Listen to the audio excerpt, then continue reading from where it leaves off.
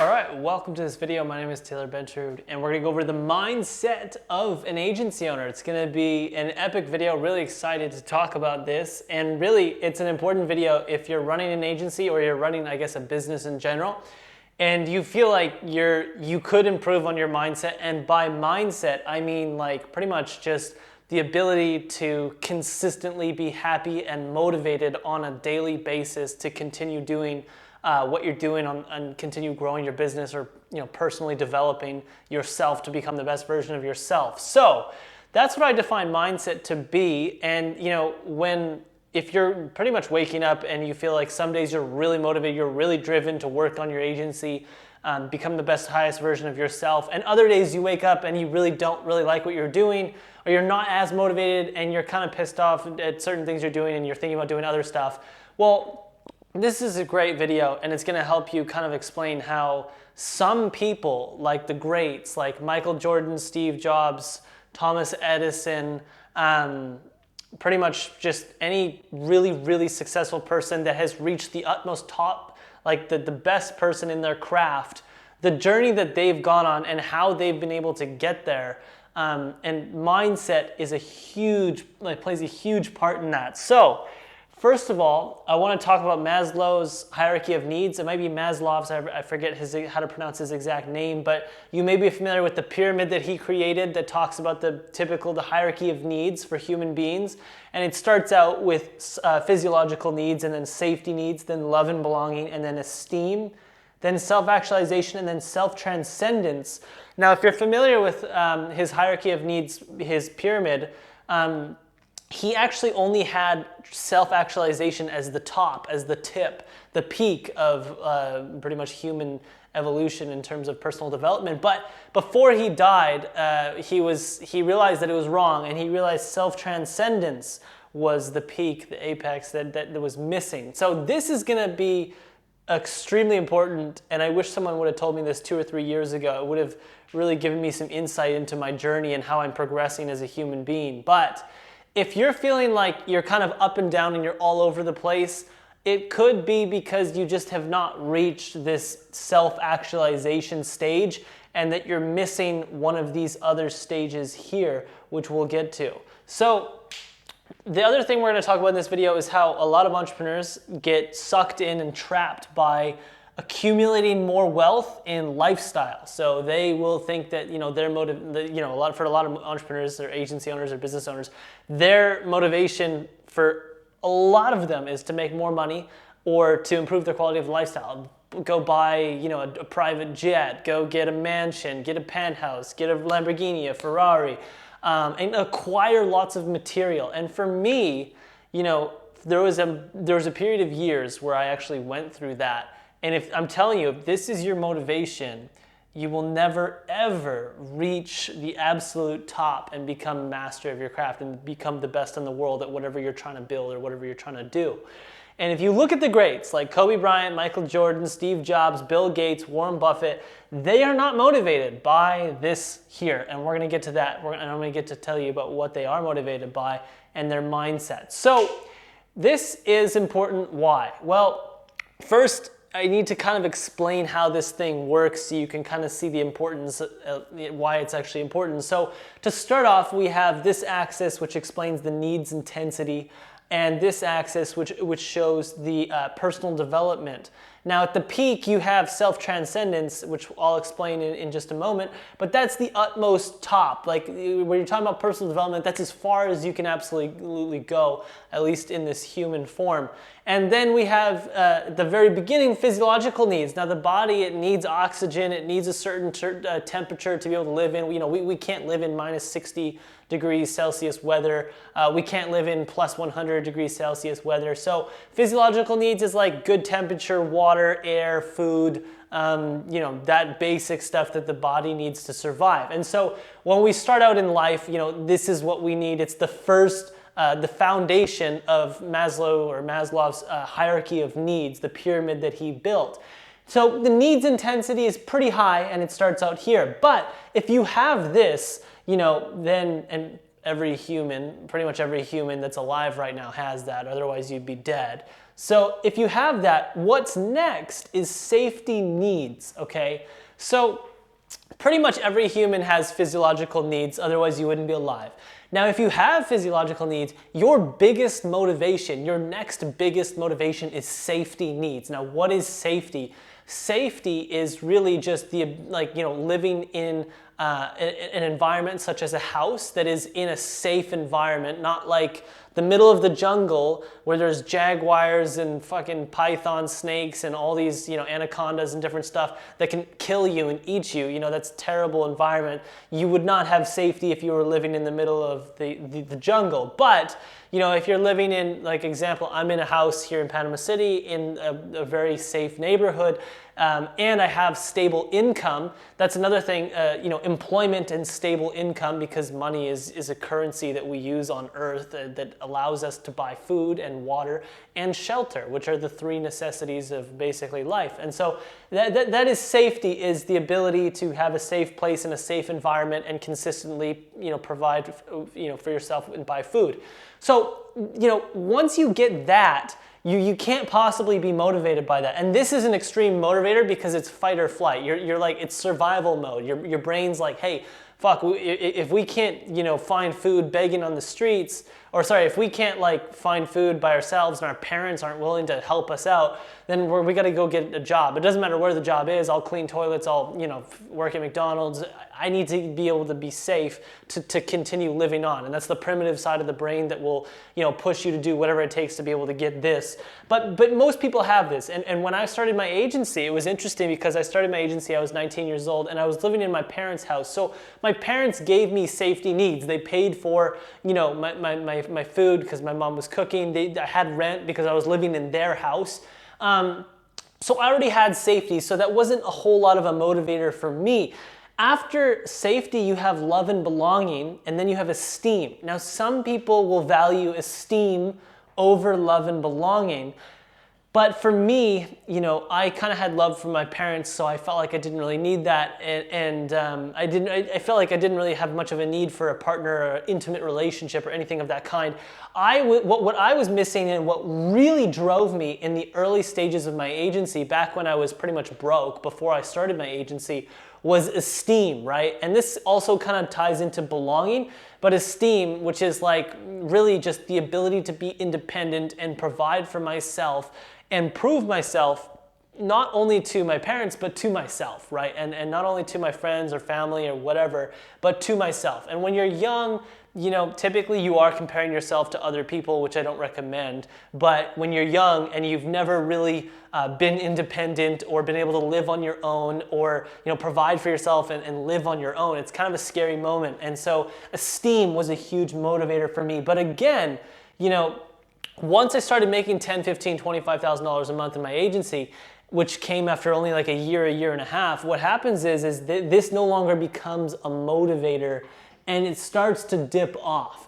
But for some people, it goes really far, because for some people, this thing is like a black hole and they get sucked into it for lifetimes, because they are driven by the need to acquire wealth or improve their lifestyle, and the material is really what they're driven by. Buying ridiculous $600 shirts like a Gucci shirt or a Rolex or some form of material that's extremely expensive, and acquiring this material like a giant penthouse or a Ferrari or a Lamborghini or a private jet, it gives them a sense of self-esteem for some people. And that can also be defined as self-actualization, which we'll get to in just a second. But anyways, there's a point where you acquire so much of this that the motivation dips off, and you'll find yourself scratching your head, waking up not that motivated to work on your agency, because you already have a penthouse, you already have an amazing car, you already fly first class. And you know what? Yeah, you could make life a little bit better by getting a Ferrari or flying private or whatever. But the reality is that your life's pretty damn fucking good, and you can't complain about anything, because you really you have esteem, you have enough wealth to be able to do anything and go anywhere at any time.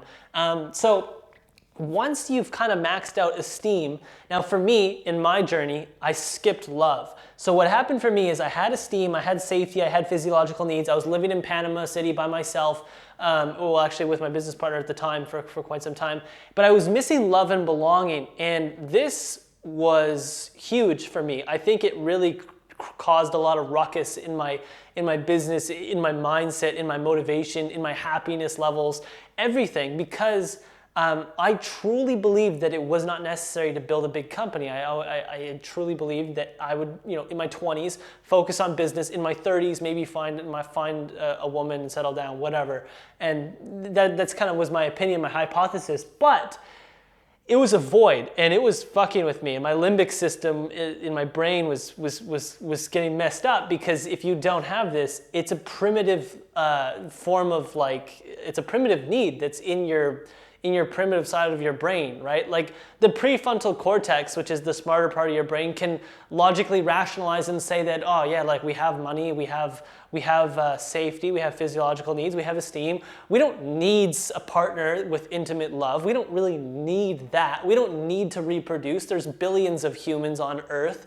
Our species will continue to survive, but the prefrontal cortex is only one little piece of the brain, and you could think of the prefrontal cortex as like this advanced, supercomputer, okay? And then you have the primitive side of your brain, which is like the caveman mind that thinks that we still need to reproduce, because if we don't, our species is gonna, it's gonna die and it's gonna go extinct. And that, and then also really just hunting, collecting food, becoming somewhat of value to be able to attract a partner and reproduce. So reproduction is heavily ingrained into our minds. And so it's hard to escape that one. And I was very fortunate to be able to find my girlfriend, Nicole, who I think we kind of got into a relationship about a year and a half ago, maybe 2 years ago. But she really opened up this side that I didn't know was possible, and that actually my business benefited from being in a relationship, which I thought was impossible.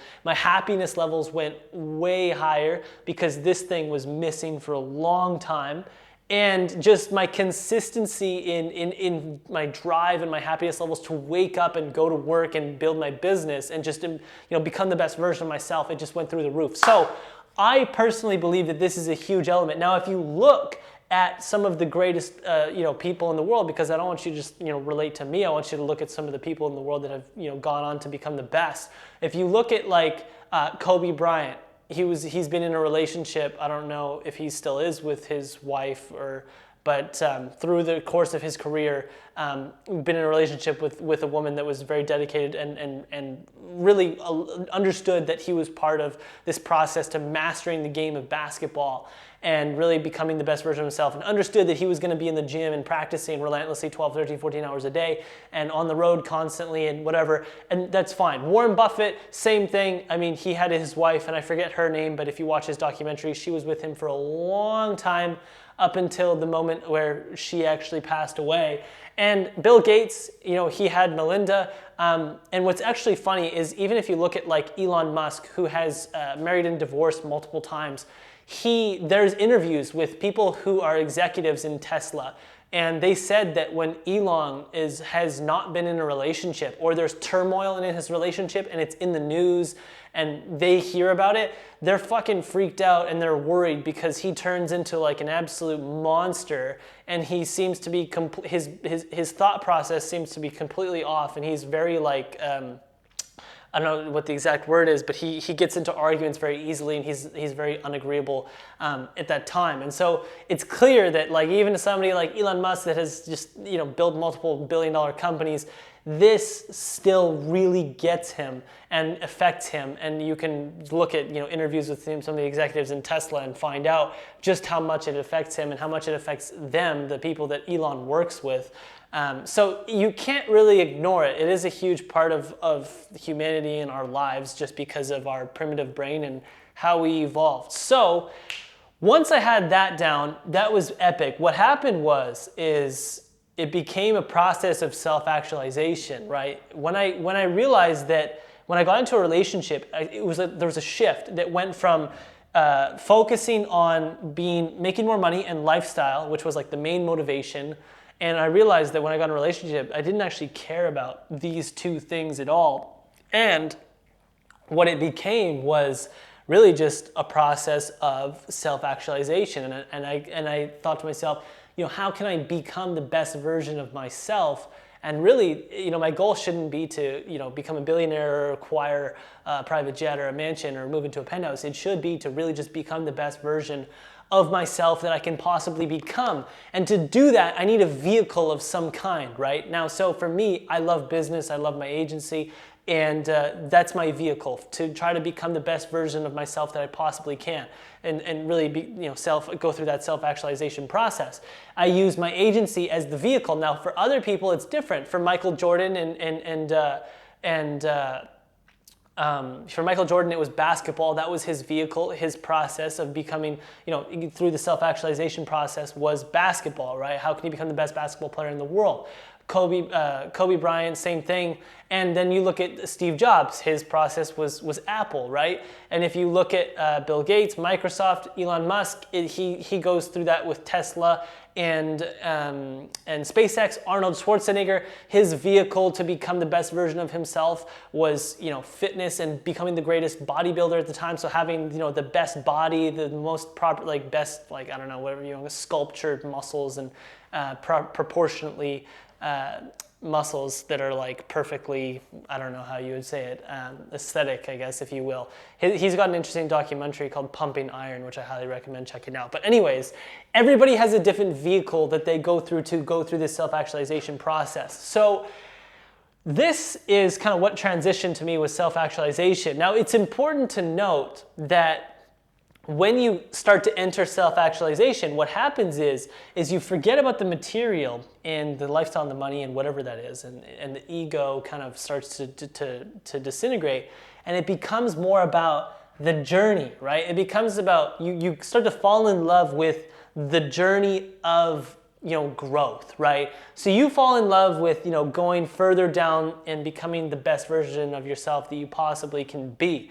And that is where you start to see insane levels of growth, because no longer are you addicted to the end result of your work, but you're addicted to the work itself. And addiction isn't really a great word, but you're in love with the process of doing the work, not just getting the end result. The end result is great. You're gonna always experience an extreme amount of dopamine or whatever at that point during the end result, but the slow burning high of waking up and putting in the work and building your business and becoming the better version of yourself every single day is a greater addiction and a greater, kind of moment of love that you fall in love with than the end result of improving your lifestyle or getting more money, etc. So that is what happened for me probably in the last 12 months is it's been a gradual shift into self-actualization only in the last probably 12 to 18 months. But what's happened in the last 6 months, it has been somewhat of self-transcendence. Now, on a very minor scale, has it been self-transcendence? I'm still very deeply ingrained in self-actualization, but self-transcendence is what Maslow, he never really got to. Right before he died, he realized that his hierarchy of needs was kind of wrong and that he was missing an element, and that element, which is the apex, the peak of the pyramid, is self-transcendence, which is transcending the self, right? And in Eastern religions or different people, you can look at it as transcending the ego and really just becoming one with everything. And it's almost like a blissful experience of oneness because you transcend yourself and you become one with everything. And you could almost relate this to being like a Buddha or a Krishna or a Jesus Christ or a Muhammad. There's certain, I don't know what you would call them. Some people consider them gods, but there's certain beings who have been praised for thousands of years who have apparently pretty much mastered the self-transcendence part, if you will. And so that's kind of what happens beyond self-actualization is you start to get into self-transcendence. And what's good to know is that the first 4 here are deficiency needs. So from physiological needs all the way down to esteem, these are deficiency needs, meaning that once you hit a certain point, it starts to drop off, and you're no longer very motivated by, safety needs or love and belonging or esteem, because really it's like you can't go, like your esteem will just hit a certain level. Your love and belonging will hit a certain level. Your safety needs can hit a certain level. And there's an interesting study, I forget who it was that won a Nobel Prize for this analysis. I forget his name, but basically it was along the lines of, once you start making more than $70,000 to $80,000 per year, your happiness levels don't really increase a whole lot more, just because with $80,000 a year you can live a pretty good lifestyle. And so it's somewhere along those lines of, once you hit a certain level, you can't really, it's not very motivating. But with self-transcendence, this is like an infinite one, and it just keeps going and going and going. And with self-actualization, I should probably fix this graph. This one can go really far up, but it still will start to dip off at some point, right? Because beyond mastering the self, there is releasing the self and transcending the self and becoming one with everything, which is what you would consider enlightenment, which is a whole nother discussion. But anyways, when you go through this process, it's very interesting to look back in retrospect and see how you went through different stages and realize that now, at least for me, my levels of consistency in waking up and being happy and motivated to do the work has been extremely consistent and very high, mainly because I have these first four, right? Without these four, you're gonna have a hard time getting into the self-actualization mode, okay? So it's really important that you kind of just have a high-level understanding of this and how this works, so that way you can kind of progress through to self-actualization sooner than later. Now, since you're not motivated by lifestyle or money, and you're mainly just in love with the journey, it's not to say it's not black or white. It doesn't mean that I just wake up excited to do the work every single day and I don't have any goals, right? So our company still has financial goals, our company still has different goals, but the primary goal that really excites me is the mission and the vision, which is right here. So this is BA, which stands for Better AMS, that's our advertising agency. And the vision is to build the most client-centric ad agency of the 21st century. Now, we're still working on refining this vision and getting it honed in and perfected and getting alignment across the team. But more or less, this is kind of what the vision is to build the most client-centric ad agency of the 21st century. Now notice, the 21st century, I mean, we're in 2020 right now. I'm 22, 21 years old, 22, I think. And I'm probably not gonna live to year 2100, right? So the vision, it's greater than you, right? It's not about you. Most entrepreneurs make the mistake of not having a mission or a vision because they just don't really, they're stuck here, right? But once you get into self-actualization and you start to experience minor forms of self-transcendence, you need something that's beyond, that's greater than everyone in the company, that everyone can work towards to stay motivated for working and just really to feel good about waking up in the morning. So if you think about Elon Musk, his vision is to colonize Mars, right? It's to build, I forget the exact name, but it's basically their mission is to colonize Mars and their vision is to become a multiplanetary species, right? And that's literally the vision and the mission there, which is extremely exciting. Think about like waking up every day and being like, wow, I need to get to work today so I can help Earth help humans become a multiplanetary species to help, basically to help, continue life, because at some point Earth is gonna inevitably just not be able to sustain life, obviously way out into the future. But the vision for Tesla is to help convert Earth from fossil fuels to electric energy for automobiles, and I think that they're trying to transition also into machines and different things. But anyways, they're both great visions and missions, and they benefit humanity, and they basically transcend the self. So it's a lot of entrepreneurs will go into starting their business and they'll say, oh, the goal is to make $100,000 a month or $1 million a month. And everybody in the company, that's not very motivating to get to $1 million a month, because why do we want to get to $1 million a month? It's usually so the entrepreneur can go out and buy a Ferrari and fuel his lifestyle. So people are literally trying to be motivated to work harder so that the owner can buy another Ferrari, and it just doesn't make a whole lot of sense. So again, this is really important, the vision and the mission. And there's certain things that I should note here. There is traps that will literally hold you back from reaching stage 5 and stage 6. Now the traps are very simple. It's social media, video games, and vloggers is more or less social media. So I'll kind of get rid of that one. But video games, let me give you an example of why video games are so addicting. And the casino is another example of beautiful engineering because of how addicting it is. Now, video games are designed to almost give a real life experience, right? The greatest video games in the world are designed in such a way where you feel like you almost have another self. There's another you, but in a digital form. Now, a very classic video game that most people are aware of is this game called World of Warcraft. There's another game called Call of Duty. There's another game called Dota. I used to play quite a few games when I was a kid, you know, growing up from like 12 to 17 years old. And World of Warcraft is an interesting game because you have a hero, right? You start off at level 0 and you have no levels, pretty much no experience, no skills, whatever. And as you play the game, you start to level up. You start to get more skills. You start to become more powerful. You start to, join a tribe. You join a tribe with other players. You become the leader of the tribe. You become looked up at by other people. Your friends who also play that game look up to you because you're like this epic hero and you're high level.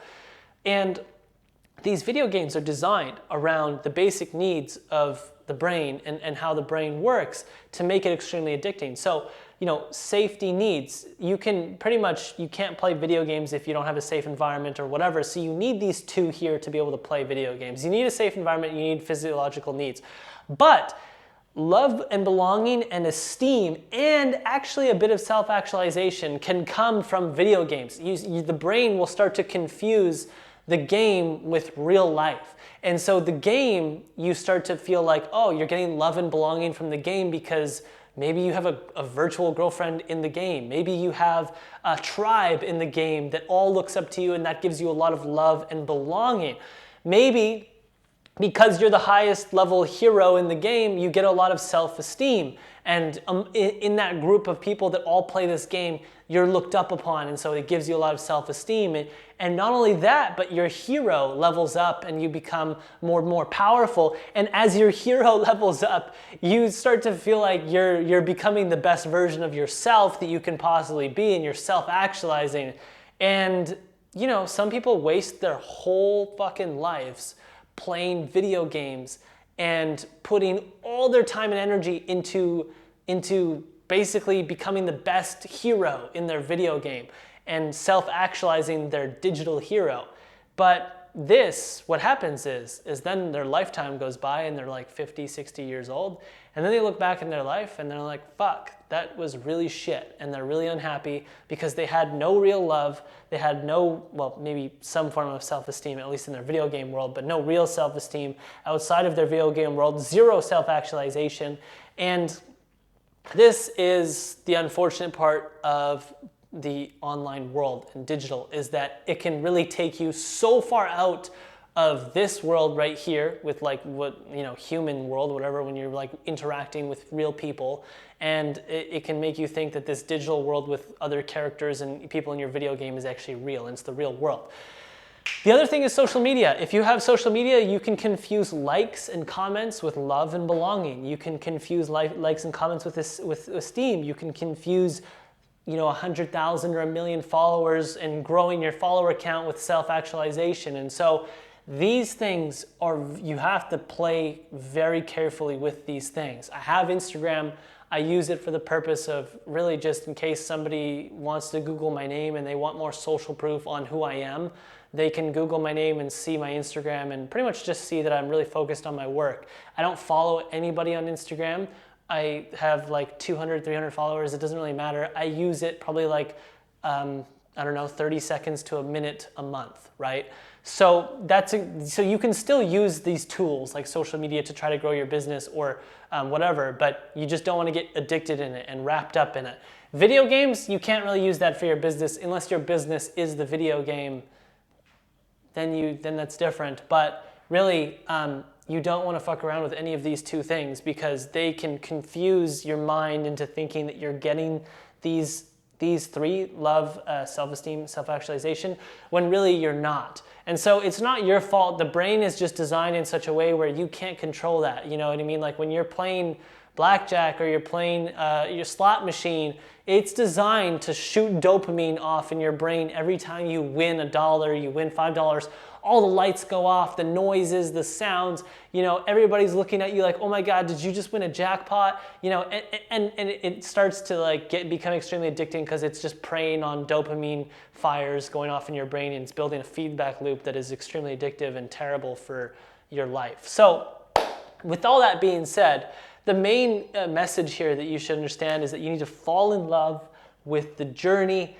And I really hope that, you know, understanding how this all plays into your business and your agency and your motivation levels and your happiness works, because when I saw this, it was like it all just clicked. So thanks for watching this video. I hope you found this valuable, and feel free to click that subscribe button below. I'll see you next week on Monday. Ciao.